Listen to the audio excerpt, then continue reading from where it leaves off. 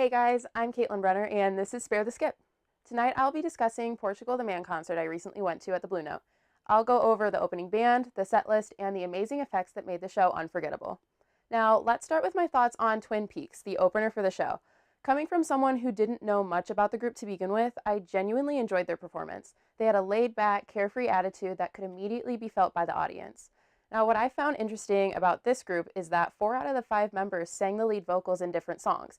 And usually at concerts, the lead singer gets most of the attention from the crowd, but with Twin Peaks, there wasn't one member that wasn't blended into the background. Everyone had something to offer.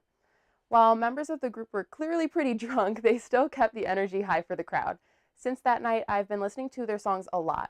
If you haven't checked them out, I recommend the songs Making Breakfast and Shake Your Lonely. I think, at least I hope, that this group will be getting a lot of attention soon. Their music is definitely worth the listen. Now going into the headliner of the night, Portugal the Man. The show was sold out, so there was definitely a good amount of excitement in the air once the set started. To celebrate Valentine's Day, Unchained Melody flooded through the air as a message from the band lit up on the stage.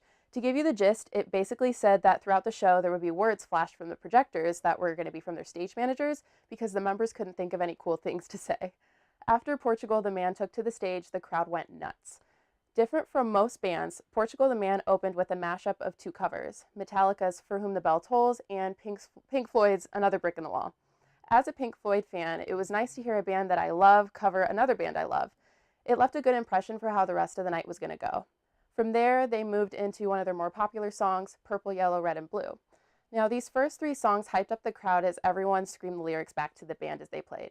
Moving into Modern Jesus, Live in the Moment, and their most well-known song, Feel It Still, it became pretty obvious that the concert was also going to be a light show.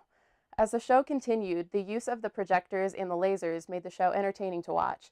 The venue was flooded with bright colors, while the only view you had of the members was actually their silhouettes. The approach to the set design was fascinating but effective. The audience's main focus was always on the music and the effects that made the set list unforgettable. The projections themselves were pretty trippy and psychedelic and sometimes included strobe lights, which I personally think they could have left out. And the added messages from the projector offered some laughs from the crowd, saying things like, "This is Portugal the Man," in case you're at the wrong concert. The humor included into the concert made me love the band even more. The group closed out their show with another mashup of songs that also included a cover. Their combination of their songs, Sleep Forever, Smile, and then the Beatles' Hey Jude, ended the show perfectly. Overall, the concert was one of the most entertaining shows I've been to. At times, the effects were a bit overwhelming, but they made it a memorable performance and highlighted the psychedelic vibe of their music. And that's all for me. Back to our hosts.